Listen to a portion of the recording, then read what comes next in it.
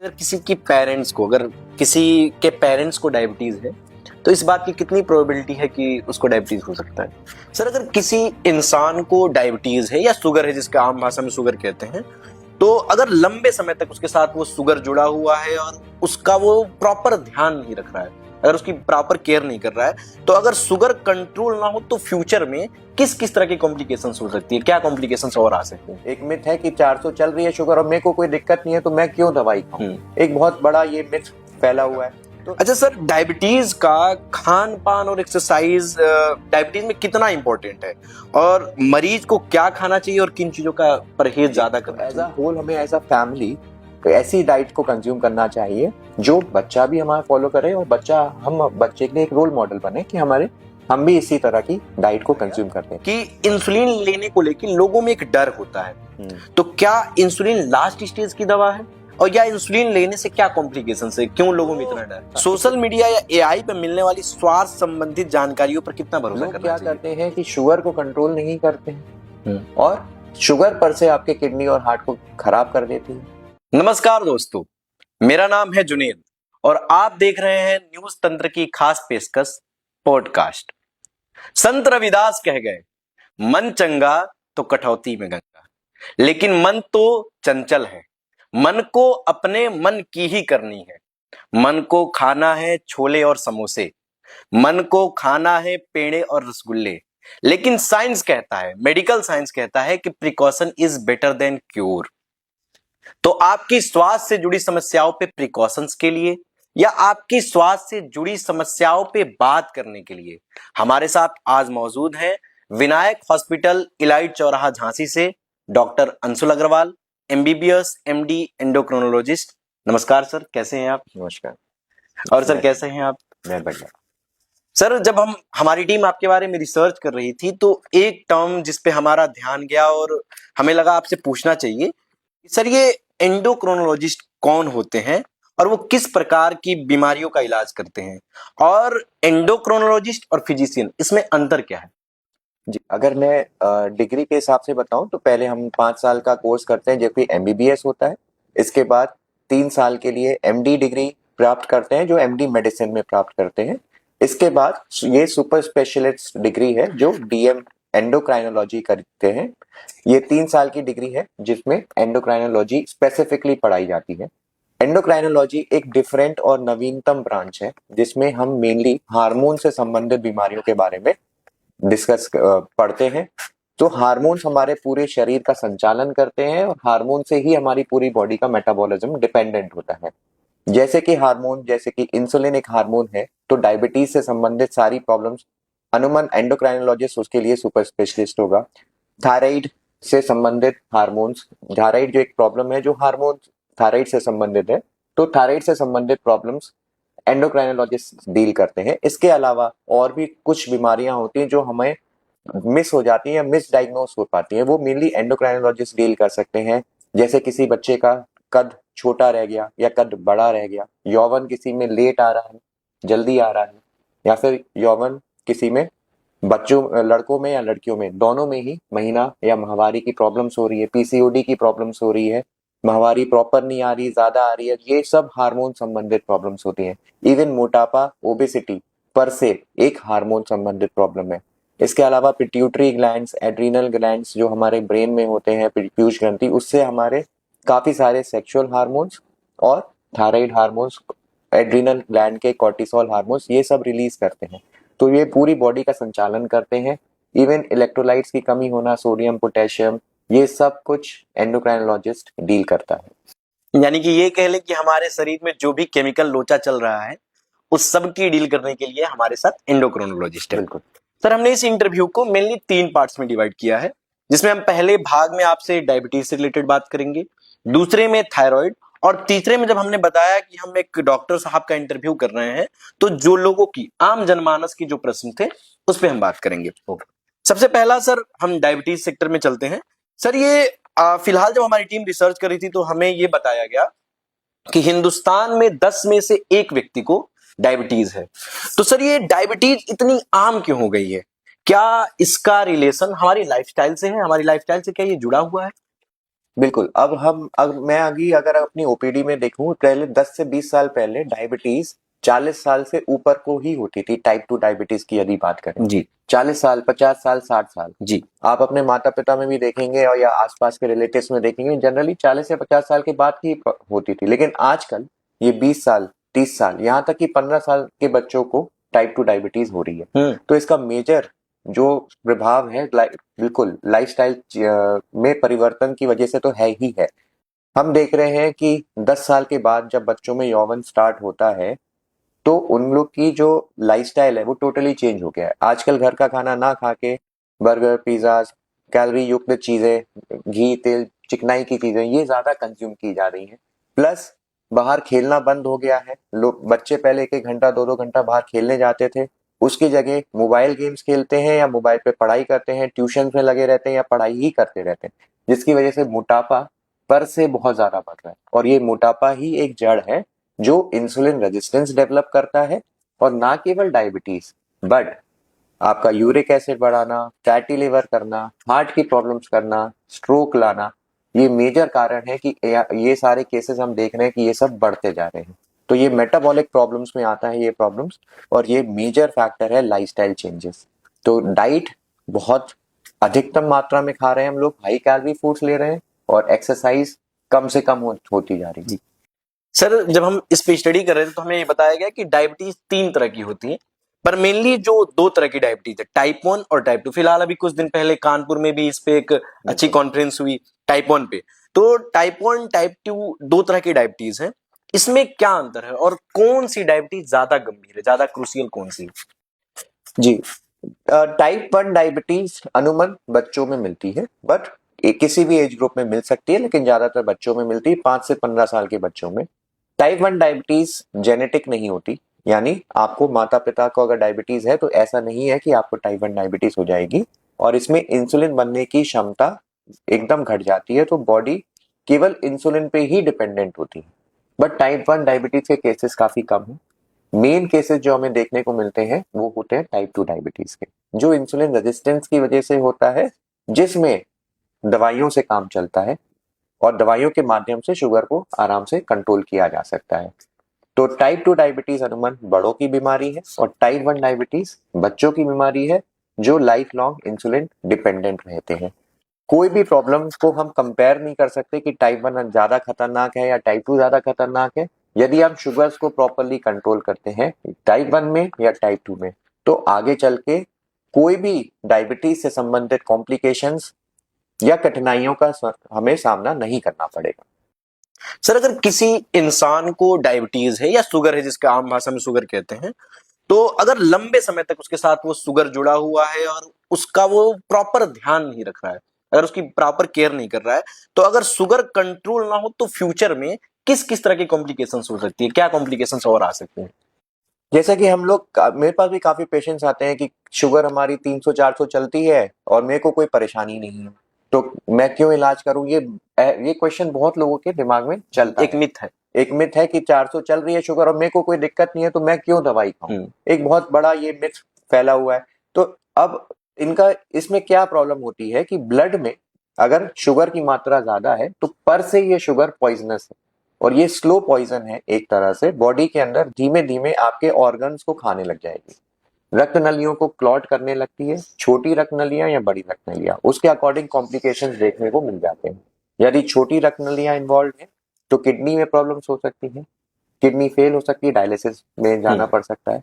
Retina में involvement आ सकता है, रेटिना में इन्वॉल्वमेंट की वजह से आंखें से हमें अंधापन भी आ सकता है, ब्लाइंड हो सकते हैं।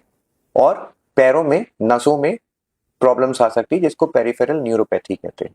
यदि बड़ी रक्त नलियां इन्वॉल्व हो जाए तो और भी भीषण कॉम्प्लिकेशंस, जैसे सबसे इंपॉर्टेंट हार्ट अटैक आना, लकवा आना, या फिर पैरों की बड़ी रक्त नलियों के ब्लॉकेज की वजह से पैरों में छाले पड़ जाते हैं और पैर कटने तक की नौबत आ सकती है। तो ये मेजर कॉम्प्लिकेशंस हैं जो देखने को मिल सकती हैं यदि अपन स्टार्टिंग से ही शुगर्स को अच्छे से केयर ना करें, कंट्रोल ना करें, और नियमित डॉक्टर से सलाह से के हिसाब से ना चलें। तो अगर किसी को डायबिटीज है तो पहले इस बात पे बड़ी गंभीर ध्यान दे कि वो प्रॉपरली डॉक्टर से मिले और अपने इलाज, जो भी प्रिस्क्रिप्शंस डॉक्टर ने दिए हैं या जो भी सलाह डॉक्टर ने दी है उसको अच्छे से फॉलो करें, नहीं तो इन तरह की सारी कॉम्प्लिकेशंस हमें सामना करना पड़ेगा। अच्छा सर, डायबिटीज का खान पान और एक्सरसाइज डायबिटीज में कितना इंपॉर्टेंट है, और मरीज को क्या खाना चाहिए और किन चीजों का परहेज ज्यादा करना चाहिए? ये भी बहुत इंपॉर्टेंट क्वेश्चन है, क्योंकि जनरली मेरे पास भी जब डायबिटीज के पेशेंट्स आते हैं रूटीन ओपीडी में, तो जनरली कुछ लोग कहते हैं कि दवाई तो हम खा रहे हैं तो हम क्यों परहेज करें, दवाई खा रहे हैं, परहेज करने की क्या जरूरत है, शुगर हमारी कंट्रोल है। बट इन जनरल ये सबसे इंपॉर्टेंट पार्ट आप समझ सकते हैं कि डाइट और एक्सरसाइज पर से डायबिटीज को 60% कंट्रोल कर देगा, बकाया 40% दवाइयां कंट्रोल कर देंगी। यदि अपन इन तीनों का मिश्रण करके शुगर्स को कंट्रोल करते हैं तो डाइट, एक्सरसाइज और दवाइयों उसके माध्यम से तो शुगर्स ज्यादा बेहतर तरीके से कंट्रोल होंगी, लंबे समय के लिए ज्यादा ड्यूरेबल कंट्रोल होंगी, और लंबे समय में हमें देखने को मिलता है कि दवाइयां आगे काम करना कम काम करती हैं, फिर हमें रेजिस्टेंस हो जाती है, फिर इंसुलिन पे हमें जाना पड़ जाता है। इन सब का ड्यूरेशन हम बहुत ज्यादा बढ़ा सकते हैं, आगे चल के बहुत कम दवाइयों पे हमारा काम बंधा रह सकता है, और हम डायबिटीज को ज्यादा अच्छे से कॉम्प्लिकेशन रहित कर सकते हैं, और ज्यादा अच्छे से हम डायबिटीज के साथ जी सकते हैं जैसे कि नॉर्मल लोग जीते हैं। सर, ये आपने कहा, मेंशन किया, तो मुझे मेरा ध्यान इस क्वेश्चन पे चला गया कि इंसुलिन लेने को लेकर लोगों में एक डर होता है। तो क्या इंसुलिन लास्ट स्टेज की दवा है, और या इंसुलिन लेने से क्या कॉम्प्लिकेशन है, क्यों लोगों में इतना डर है? इससे पहले मैं एक और बहुत बड़ा मिथ इंसुलिन से रिलेटेड क्लियर कर दूं कि एक बार इंसुलिन स्टार्ट हो गया तो जिंदगी भर चलेगा जी, ये बड़ा एक कॉमन मिथ है। और सेकंड क्वेश्चन यही आता है कि इंसुलिन एकदम लास्ट स्टेज की प्रॉब्लम है, यदि हम यानी हमारी एकदम end of the diabetes problem आ रखी है और इंसुलिन स्टार्ट होते ही हमें कुछ ना कुछ कॉम्प्लिकेशंस हो जाएंगे, या इंसुलिन पर से किडनी या हार्ट में प्रॉब्लम हो जाएगी। तो यह कहना बहुत गलत है, ये बहुत बड़ी बड़ी भ्रांतियां सोशल मीडिया के माध्यम से इधर उधर अपने आसपास के लोगों से हमें देखने को या सुनने को मिलती है, या लोग जो इंसुलिन ले रहे हैं उनसे भी हमें देखने को या सुनने को मिल जाती है। तो मैं बता दूं कि जैसे कि अभी हमारा 2020 में कोविड एरा गया था, काफी सारे लोगों को स्टीरॉइड्स दिया गया। स्टीरॉइड्स में जब पेशेंट एडमिट हुए, उनकी शुगर 400-500, जिनको डायबिटीज नहीं भी थी उनको भी शुगर बढ़ी। हम लोग ने उसमें ज्यादातर सबसे इंपॉर्टेंट जो टूल था वो इंसुलिन था, उनको इंसुलिन के माध्यम से शुगर्स को कंट्रोल किया, डिस्चार्ज के वक्त इंसुलिन बंद कर दी, और आज वो इंसुलिन पे नहीं है। तो ये कहना बहुत गलत है कि इंसुलिन एक बार स्टार्ट हो गई तो जिंदगी भर के लिए हो गई।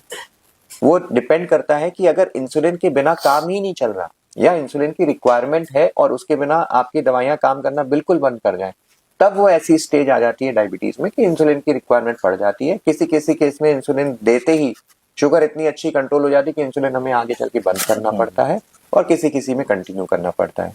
दूसरा, जैसे कि इंसुलिन है वो एक हार्मोन है, हार्मोन हमारी बॉडी का ही पार्ट है, तो ये इंसुलिन पर से किडनी या हार्ट के लिए टॉक्सिक नहीं है, बल्कि शुगर है।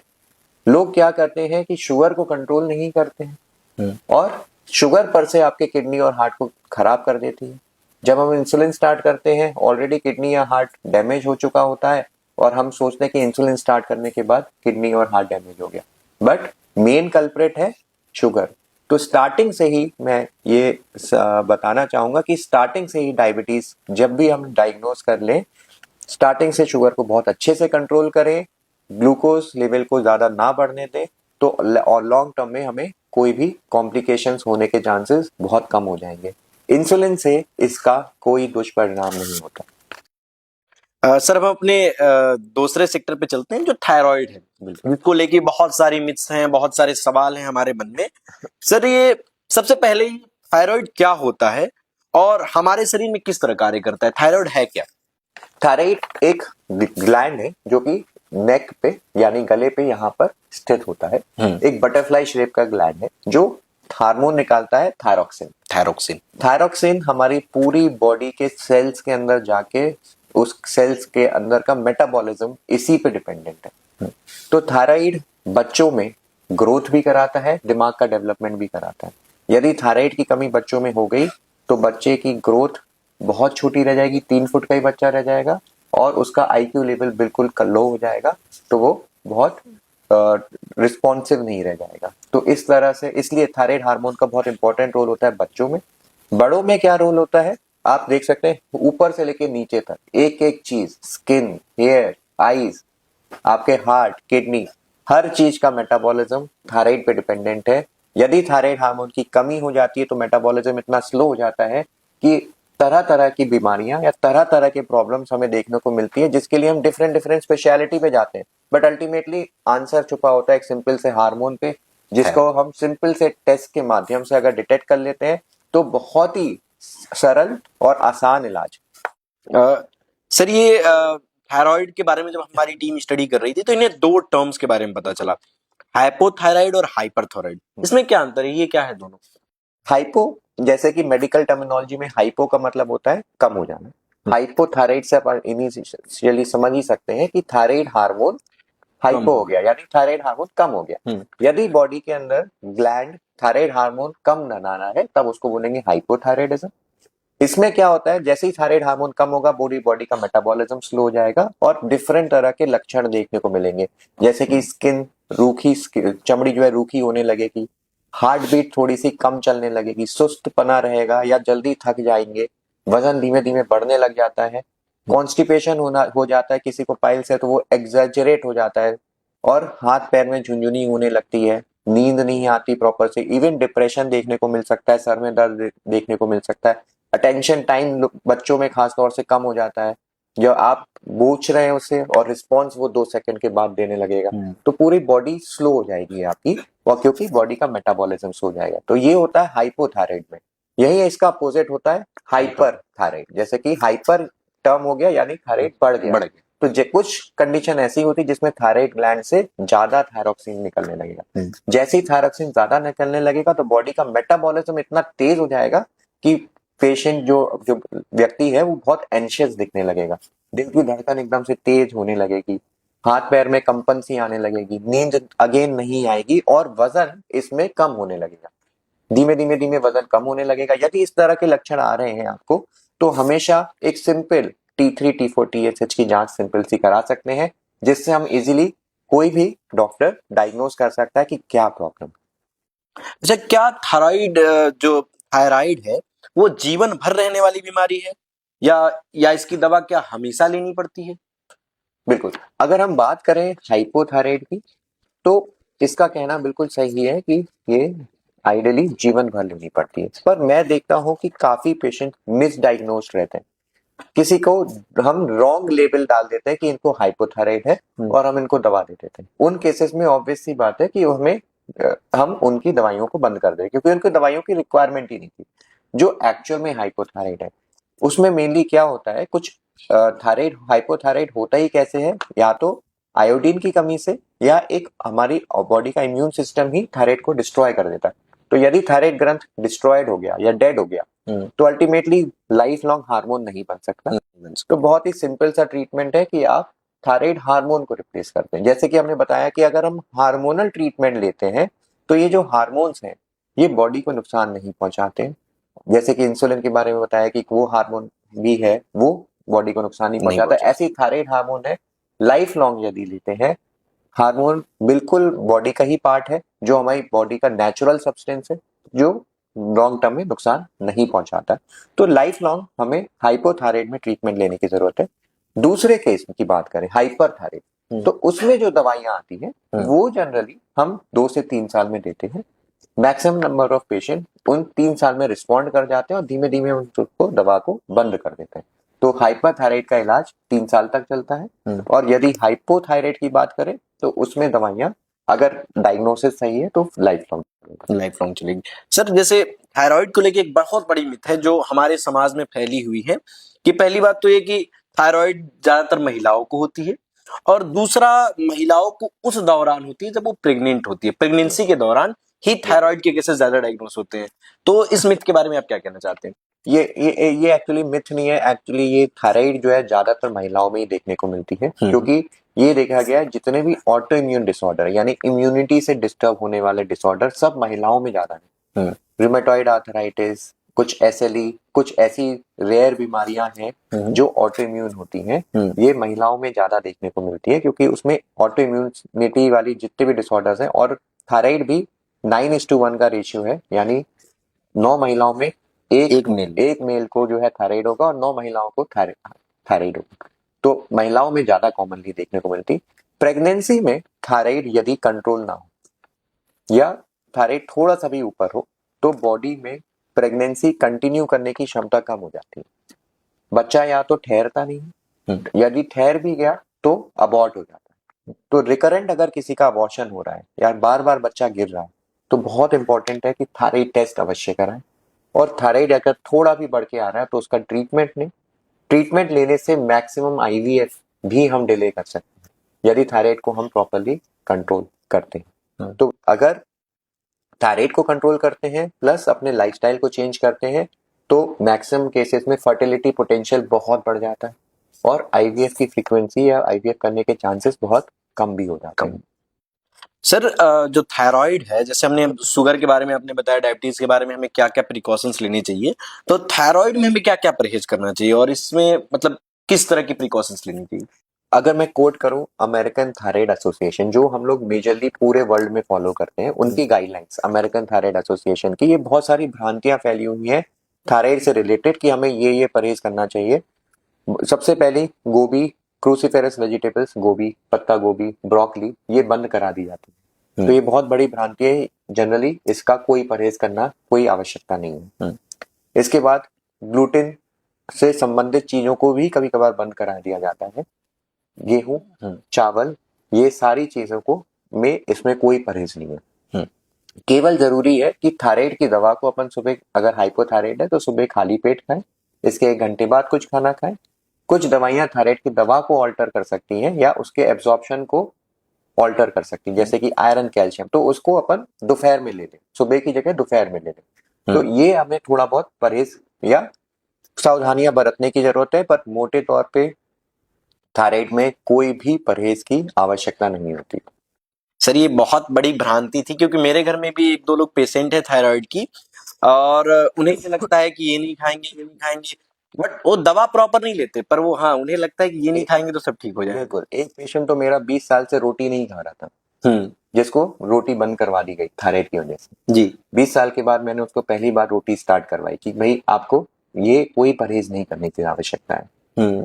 अच्छा सर, ये थायराइड जो होता है मेनली, जैसे मतलब मेरे घर में भी है तो मैं देखता हूँ कि वो नीचे का जो हिस्सा है, पैर के नीचे का हिस्सा, तो यहाँ पे लोग देखते हैं कि उसमें स्वेलिंग्स वगैरह ज्यादा देखने को मिलती है, तो इसका कोई रिलेशन है ऐसा क्या थायराइड से? बिल्कुल, थायराइड हार्मोन से थोड़ी सी बॉडी के अंदर, जैसे मैंने बताया, हाइपोथायराइडिज्म में सूजन थोड़ी सी आने लगती है, वाटर रिटेंशन होने लगता है, जिसकी वजह से वेट धीमे धीमे बढ़ने लगता है और बॉडी का मेटाबॉलिज्म स्लो होने लगता है, जिसकी वजह से वेट बढ़ने लगता है। तो थायराइड की वजह से आपको बॉडी पूरी स्वेल्ड अप मिल सकती है। तो पैरों में भी सूजन मिल सकती है, चेहरे पे भी सूजन मिल सकती है और पूरी बॉडी में सूजन मिल सकती है। तो यदि अगर अपन को इस तरह के लक्षण मिल रहे हैं तो सिंपल सा एक थायराइड टेस्ट जरूर करवाएं अच्छी लैब से। सर ये फिलहाल जो एक फैशन चला हुआ है, जैसे जो ओबेस पेशेंट है उनमें एक ये फैशन चला है कैश फास्टिंग का, तो सर ये कैश फास्टिंग कैसा है, मतलब वजन कम करने के लिए जो लोग कैश फास्टिंग करते हैं, इस पे आप क्या कहना चाहेंगे? वजन कम करने के लिए जो फास्टिंग कर रहे हैं, इंटरमिटेंट फास्टिंग या कीटोजेनिक डाइट की बात हम शायद कर रहे हैं, तो इसमें जिनका वेट ज्यादा है तो ये एक्चुअली में हेल्पफुल पाए गए, रिसर्च में भी, साइंस में भी अगर बात करें तो ये फायदेमंद पाए गए और ये पुरानी हमारी सभ्यता चलती हुई आ रही है। आप इनफैक्ट जैन धर्म में देखेंगे कि वो इंटरमिटेंट फास्टिंग कब से करते हुए आ रहे हैं। जनरली सूर्य उदय होने पे खाते हैं और 6 बजे के बाद या सूर्य अस्त होने के बाद नहीं खाते। तो अल्टीमेटली 12 घंटे की फास्टिंग वो करते हुए आ रहे हैं और ये एक्चुअली में हेल्पफुल पाई गई है। यदि हम 8 घंटे की खाना खाएं और 16 घंटे तक की फास्टिंग करें तो ये हमारी बॉडी को अंदर से रेप्लेनिश करती है और कुछ कीटोजेनिक स्टेट में डाल देती है, जिससे वेट लॉस होने लगता है और हमारी बॉडी ज्यादा ऊर्जावान हो जाती है। तो इंटरमिटेंट फास्टिंग हेल्पफुल पाई गई है। कुछ जो नॉर्मल हमारे इसमें अगर बात करें रिलीजन में भी कि लोग फास्ट करते हैं, हिंदू नौ दुर्गे में करते हैं, मुस्लिम का रमजान में चलता है, तो जब हम फास्ट करते हैं तब भी बॉडी के अंदर कीटोजेनिक स्टेट डेवलप हो जाती है और ये एक्चुअली में हमारी बॉडी को जो है काफी ऊर्जावान बना देती है। तो ये फास्टिंग काफी इंपॉर्टेंट पाई गई है वेट लॉस में, पर इसको अपन रेगुलर बेसिस पे करेंगे तो ये काफी इंपॉर्टेंट होगी और काफी अच्छी रहेगी। मतलब जो हमारे कल्चर में जो पहले से चीजें चली आ रही हैं फास्टिंग की, नौ दुर्गा पे, रमजान में या जो जैन धर्म में है, ये हमारी हेल्थ के लिए, हमारे स्वास्थ्य के लिए बहुत ज्यादा बहुत फायदेमंद है। फायदेमंद है। बट मैं इसमें एक कैच है, जो पेशेंट डायबिटिक्स हैं, जो दवाइयों पे हैं, स्पेशली सल्फोनिलयूरिया, ग्लिमिप्राइड, ग्लिक्लाजाइड, यदि अब इन पेशेंट्स में फास्टिंग करवाते हैं तो शुगर बहुत कम होने का डर रहता है, तो उन पेशेंट्स को जनरली हम लोग बोलते हैं कि फास्टिंग ना करें।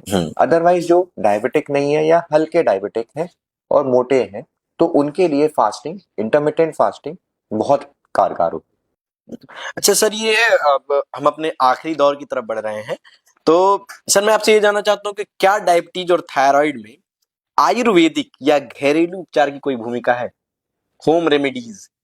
है। जी, तो पहली बार अगर हम बात करें थायराइड के बारे में हमने बताया कि थायराइड ग्रंथ काम करना बंद कर जाते हैं। तो अगर अपन खुद भी अगर सोचें इसमें, तो थायराइड ग्रंथ अगर डेड हो गया तो कोई भी चीज ऐसी है जो उसको जिंदा कर सकती है? नहीं। ऑब्वियसली नहीं। तो इसमें हमें क्या करना होता है, थायराइड ग्रंथ काम नहीं कर रहा है तो उससे निकलने वाले हार्मोन को हम रिप्लेस कर रहे हैं, थायरोक्सिन नाम के हार्मोन का हम सप्लीमेंट कर रहे हैं। थायरोक्सिन का जो हार्मोन है वो हमारी बॉडी का ही इतना नेचुरल पार्ट है कि हमें किसी भी और अननेचुरल चीज में जाने की जरूरत ही नहीं। ये लॉन्ग टर्म में कोई नुकसान नहीं पहुंचाता, किडनी को, हार्ट को, लिवर को, किसी भी तरह से नुकसान नहीं पहुंचाता है। बस ये है कि हार्मोन नहीं बन रहा तो हमें हमेशा के लिए लेना पड़ेगा। बट इसका बहुत ही सिंपल सा इलाज है, सिंपल सी आप टैबलेट सुबह खाली पेट खा लें, इसके बाद आपको कोई परहेज नहीं करना है, कुछ भी नहीं करना है। तो आपको 10 तरफ से यदि देखा गया कि अगर हम 10 जगह डाल जाते हैं किसी एक परेशानी के लिए, तो वो परेशानी एक्चुअली में बहुत बड़ी हो जाती है और वो आपको स्ट्रेस देती है और साइकोलॉजिकल इम्पैक्ट देती है। तो अल्टीमेटली भले ही आपका थायराइड हार्मोन आपने थायराइड की दवा से कंट्रोल कर रखा है और 10 तरह की चीजें कर रहे हैं, तो साइकोलॉजिकल इम्पैक्ट की वजह से आप कभी भी हेल्दी नहीं फील करोगे और अच्छा नहीं लगेगा। सिमिलरली डायबिटीज में भी आयुर्वेदिक और होम्योपैथिक दवाइयों का कोई रोल नहीं है।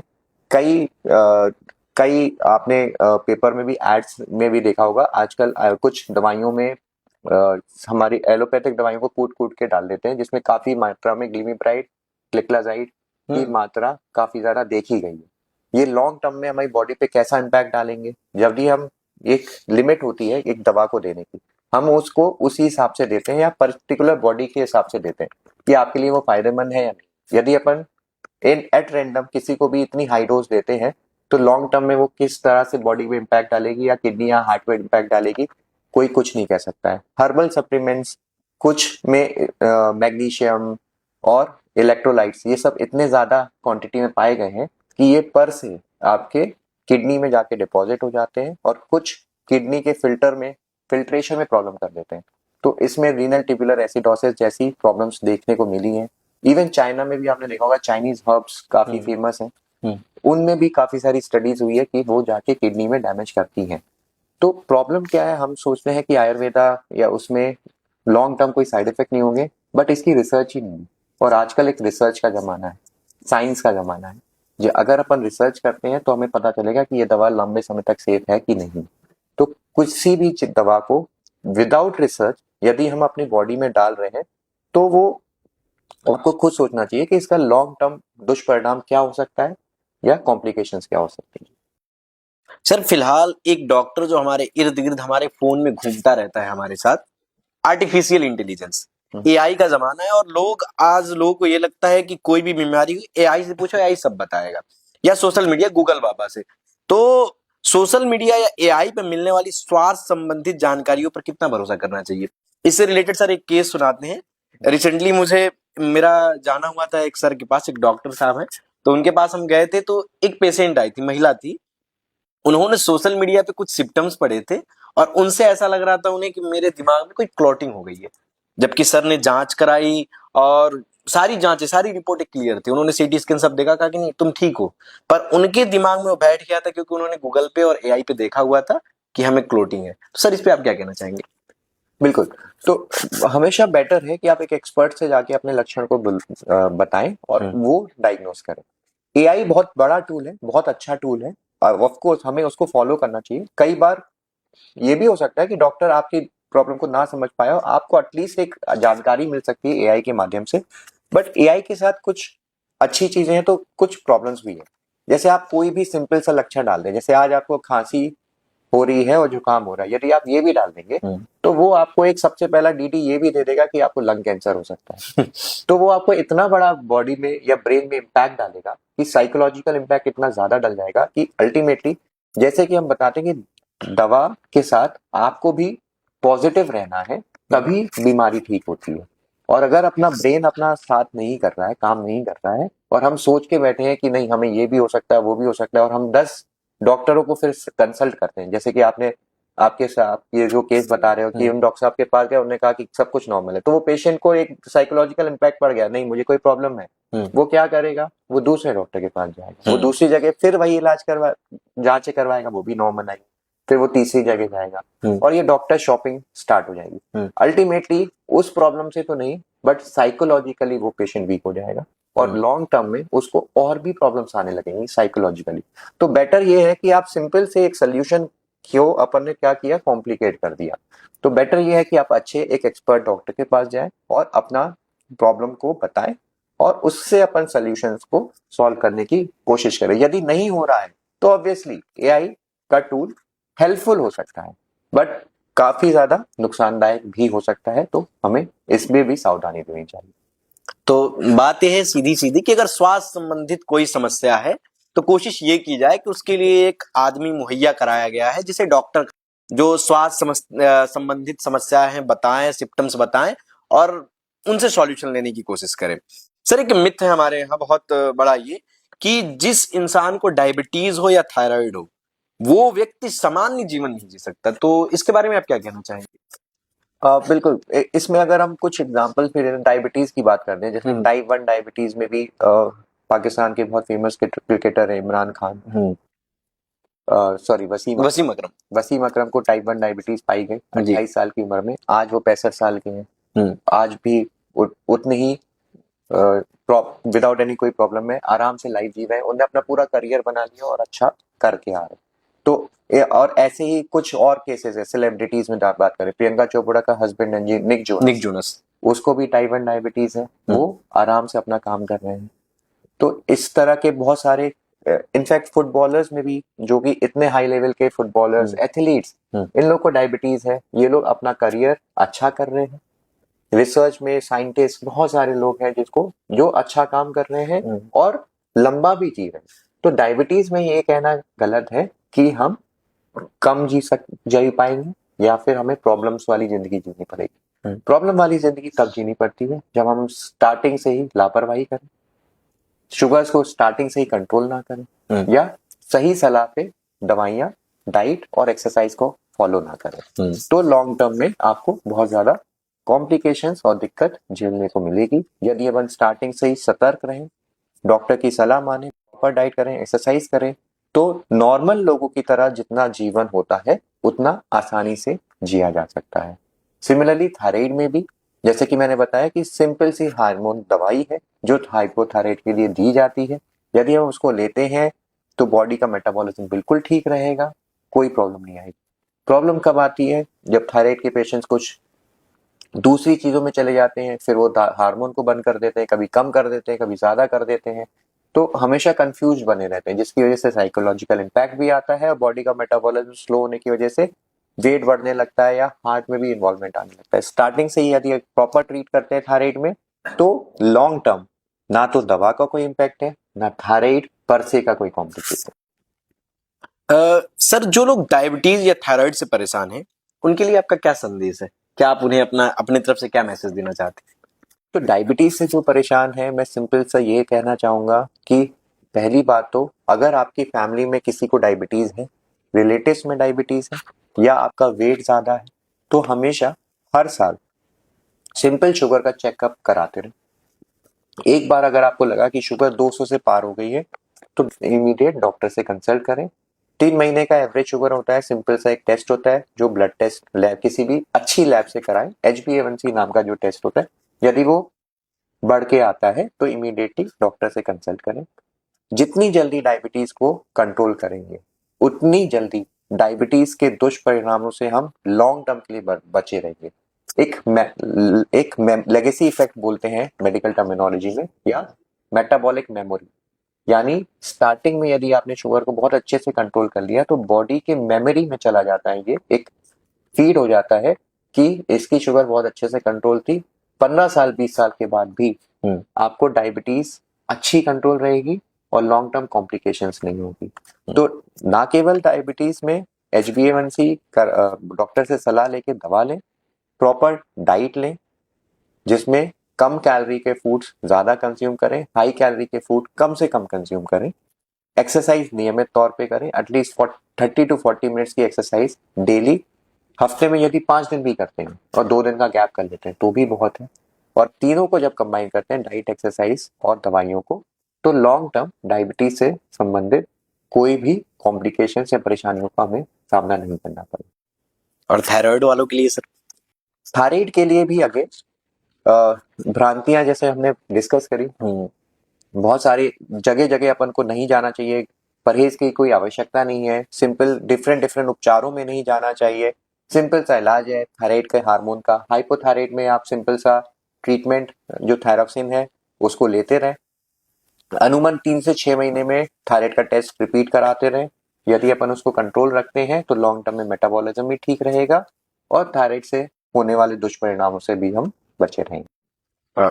सर, जैसे हम लोगों ने जब इस इंटरव्यू की शुरुआत की थी तो आपने एक बात कही थी कि फिलहाल आजकल के बच्चों में ऐसा हो गया है कि पहले के बच्चों में ऐसा था कि बाहर वो खेलते थे, वो जो आउटडोर गेम्स है उसमें ज्यादा इन्वॉल्व थे, और आजकल के जो बच्चे हैं वो इंडोर गेम्स या वीडियो गेम्स इनमें ज्यादा इन्वॉल्व है। तो सर, ये एक आखिरी सवाल है कि आप युवा वर्ग, जो बच्चे हैं अभी फिलहाल जो एडल्टहुड से नीचे हैं, ऐसे जो पेरेंट हैं जिनके बच्चे अभी एडल्टहुड से नीचे हैं, उनके लिए आप क्या सुझाव देना चाहते हैं या उनके लिए आपका क्या मैसेज है? एक्चुअली बहुत इंपॉर्टेंट क्वेश्चन है और बहुत ही सोशली मैं ये बताना भी चाहूंगा कि जब भी बच्चा 10 साल के पार हो जाता है तो बॉडी के अंदर हार्मोनल चेंजेस स्टार्ट हो जाते हैं, यौवन आने लगता है, और उस वक्त हम देखेंगे कि बच्चे थोड़े से चिड़चिड़े हो जाते हैं, बच्चे पेरेंट्स की नहीं सुनते हैं। डार्विन इसको डार्क एज भी कहते थे, सॉरी डार्विन कह रहे हैं, विलियम शेक्सपियर। राइट। हाँ। तो बच्चे आपके पेरेंट्स की नहीं सुनेंगे, बच्चे देखने लगते हैं कि आपके अंदर फ्रेंड्स की ज्यादा सुन लेते हैं, फ्रेंड्स जो कर रहे हैं या सोशल मीडिया में जो चल रहा है या एड्स में जो चल रहा है वो उस चीज को फॉलो करने लगेंगे। तो हमारे यहाँ क्या होता है कि एड्स किस चीज के दिखाए जाते हैं, उन चीज कोल्ड ड्रिंक्स के दिखाए जाते हैं, मैगी के दिखाए जाते हैं, चिप्स के दिखाए जाते हैं, तो अल्टीमेटली वो उस चीज से आकर्षित होते हैं और उसी चीज को वो लेते हैं।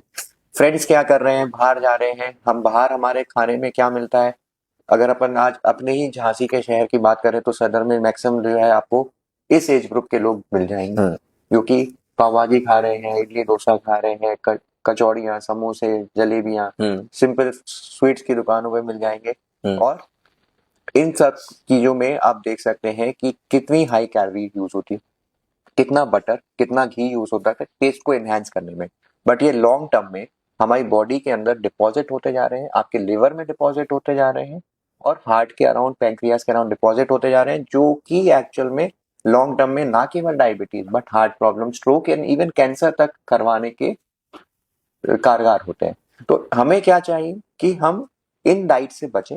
ऑब्वियसली ये हम इससे हम बिल्कुल नहीं हट सकते, कभी कभार कंज्यूम करें, क्वांटिटी कम रखें। जैसे अगर अपन पाव भाजी खाने भी जा रहे हैं तो अपन हाफ प्लेट ले लें, पिज्जा खाने जा रहे हैं तो 2 स्लाइस पिज्जा खा लें, ये नहीं कि हमें पूरा एक पिज्जा ही खाना है। इसके साथ एक अच्छी डाइट ले लें जिसमें सैलेड्स आ गया या आपने सिंपल आपके मठा आ गया, दूध आ गया, इसको अपन कंज्यूम करें। घर में अपन हाई प्रोटीन डाइट, अच्छा फैट और लो कैलोरी डाइट को कंज्यूम करें। पेरेंट्स को ये बहुत ज्यादा जानकारी होनी चाहिए कि किस तरह की डाइट बच्चे के लिए हेल्पफुल है, और इनफैक्ट बच्चे के लिए नहीं, यदि पेरेंट्स खुद नहीं उस चीज को फॉलो कर रहे हैं तो अल्टीमेटली बच्चा भी उस चीज को फॉलो नहीं करेगा। तो एज अ होल हमें एज अ फैमिली ऐसी डाइट को कंज्यूम करना चाहिए जो बच्चा भी हमारा फॉलो करे और हम बच्चे के लिए एक रोल मॉडल बने कि हम भी इसी तरह की डाइट को कंज्यूम करते हैं। पहले की बात करें, जैसे गेहूं चावल कंपैरेटिवली ये थोड़ा सा हाई कैलोरी फूड होता है, इसमें रोटी कम हो के खाने में, सब्जियां की क्वांटिटी ज्यादा हो, जिसमें हरी सब्जियां हो गई है, दाल हो गई, दही, मठा, छाछ, रायता कुछ भी यूज कर सकते हैं। प्रोटीन युक्त चीजें ज्यादा कंज्यूम करें, पनीर हो गया, अगर वेजिटेरियन सोर्स में बात करें तो पनीर, सोयाबीन, नट्स, ये सब ज्यादा कंज्यूम करें। और बाकी के जो नॉन वेजिटेरियन सोर्स में भी यदि हम यूज कर रहे हैं चिकन, मटन या फिश, ये भी कंज्यूम किया जा सकता है, बट ग्रिल्ड या बॉइल्ड, ना कि बहुत ज्यादा बटरी। तो बटर, घी, तेल, जितनी भी चिकनाई की चीजें उनसे हम बचें, कम से कम कंज्यूम करें और ज्यादा से ज्यादा बॉइल्ड या ग्रिल्ड चीजों को यूज करें। और सिंपल अखरोट, बादाम, लाई, चने, छोले, राजमा, इन सब चीजों को उपयोग ज्यादा करें एज कंपेयर टू नमकीन, बिस्किट्स, ब्रेड्स या बेकरी आइटम। तो इन सब को हम कम कंज्यूम करें। इसके साथ बच्चों को प्रमोट करें कि 1 घंटा मिनिमम, 1 घंटे की एक्सरसाइज बहुत जरूरी है। आजकल के बच्चे को या पेरेंट्स को भी मैं देखता हूँ कि हम बच्चा जो है दिन भर में स्कूल से आता है, इसके बाद 4 घंटे वो ट्यूशन पढ़ता है, 1 घंटा वो मोबाइल देखता है, फिर वो खाना खाता है, वो अल्टीमेटली जाके सो जाता है, सुबह उठ के फिर वही प्रक्रिया चालू हो जाती है। तो अल्टीमेटली हम बच्चे को क्या कर रहे हैं, हम केवल पढ़ा रहे हैं उसको। ब्रेन में उसके क्या जाएगा, कैसे जाएगा, वो इतना इम्पोर्टेंट, वो इतना जा ही नहीं सकता। तो एक इस चीज को हम ब्रेक करके एटलीस्ट 1 घंटा बच्चा को बाहर हम प्रमोट करें कि वो एक्सरसाइज करे, आसपास खेले या कोई भी आउटडोर स्पोर्ट खेले। तो यदि हम इस चीज को प्रमोट करते हैं तो आपकी भले पढ़ाई की अवधि 1 घंटा कम हो जाएगी, बट बच्चे को वो उस अवधि के बाद भी वो ज्यादा उसमें कंसंट्रेट कर पाएगा और ज्यादा जो है हेल्दी जो है उसको परिणाम मिलेंगे एग्जाम्स में भी। तो सर मेरा एक ये पर्सनल सवाल था कि अगर किसी पेरेंट्स को डायबिटीज है तो इस बात की कितनी प्रोबेबिलिटी है कि उनके जो बच्चे हैं उन पे भी डायबिटीज आने के चांसेस होंगे? बिल्कुल, तो जैसे हमने स्टार्टिंग में भी डिस्कस किया था, अगर किसी के पेरेंट्स को डायबिटीज है तो टाइप 1 डायबिटीज उसके बच्चे को नहीं आएगी, बट टाइप 2 डायबिटीज आने के बहुत हाई चांस हो सकते हैं। तो जिनको पेरेंट्स डायबिटिक है उनको चाहिए कि स्टार्टिंग से वो अच्छी लाइफस्टाइल को फॉलो करें, अच्छी डाइट रखें, अच्छी एक्सरसाइज करें, जिससे हम इन डायबिटीज के अवधि को डिले कर सकते हैं या खत्म भी कर सकते हैं।